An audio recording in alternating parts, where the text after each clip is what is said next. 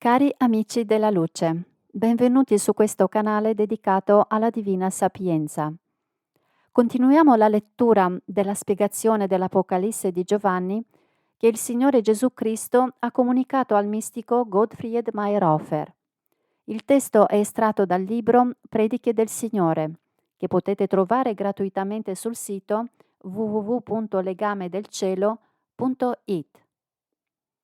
Dice il Signore Gesù: Amati figli, imparate e datevi ogni cura per leggere e intendere il mio gran libro simbolico della vita. Non sfogliatelo in qua e là soltanto. Esso merita ben di più e in sé ha ben più del sostanziale di quanto voi crediate e di quanto possa sembrarvi, forse, in qualche momento fugace.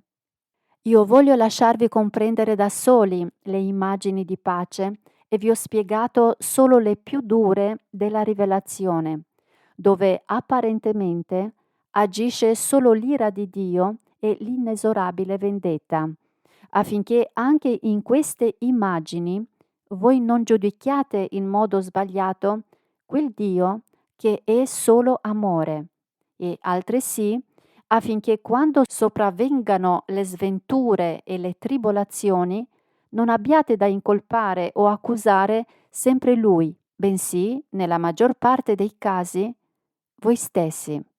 Eccovi dunque la ragione di tante parole. Eccovi il perché di tante comunicazioni con cui siete resi attenti ora su questo, ora sull'altro argomento, poiché si avvicina un tempo in cui il vento spirituale, che già adesso si manifesta nei suoi movimenti, soffierà più forte, dove voi non dovrete essere come le canne al vento, piegandovi una volta di qua, una volta di là, ma dovrete percorrere precisamente la via che io vi ho tracciato. Infatti, come conseguenza dei tempi attuali e come lo annuncia figurativamente la Bibbia, sorgeranno falsi profeti. Si farà cattivo gioco con la purissima dottrina, con la comunicazione degli spiriti, anzi con tutto quanto, purché ciò serva all'uomo per la soddisfazione delle sue passioni bestiali. E prima che il regno della pace possa avvicinarsi, saranno riversate dagli stessi uomini ancora parecchie coppe dell'ira sull'umanità, poiché le fazioni si affronteranno sempre più aspramente, in maniera spirituale e materiale, quanto più il tempo si avvierà alla sua conclusione. Attraverso questa lotta andranno a compimento anche le ultime coppe dell'ira, alle quali, dopo che ogni opposizione non sarà servita a nulla, seguiranno oppressione, angoscia e gemiti. Gli uni sconsolati, gli altri confortati, attenderanno con rassegnazione la fine e anche la vittoria della buona causa. La maggior parte della rivelazione, come crisi dell'evoluzione, è passata, rimane ancora il peggio. Ma pazienza e fiducia in me. Volete voi diventare o essere figli miei? Allora mostratevi degni di questo nome e la palma della vittoria, come la rivelazione stessa esprime, non vi mancherà.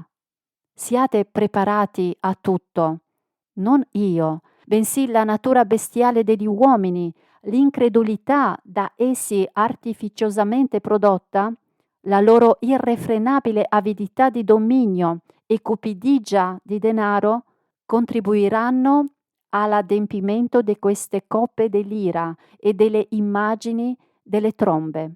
Deve subentrare del tutto naturalmente un processo di purificazione prima che io stesso possa di nuovo mettere piede sul vostro globo terrestre.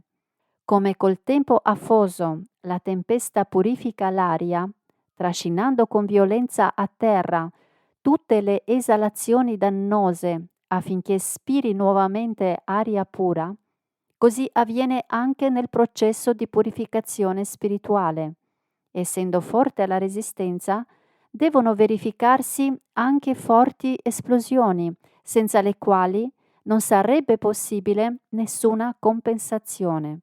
Da voi sulla terra avrà termine ogni lotta, quando tutte le fazioni riconosceranno la loro impotenza e la mia onnipotenza, contro la quale è vana qualsiasi resistenza. Grazie per la vostra attenzione. Con il prossimo video si concluderà la comunicazione del Signore che riguarda l'Apocalisse. A presto, vi auguro ogni bene. Il Signore ci doni pace.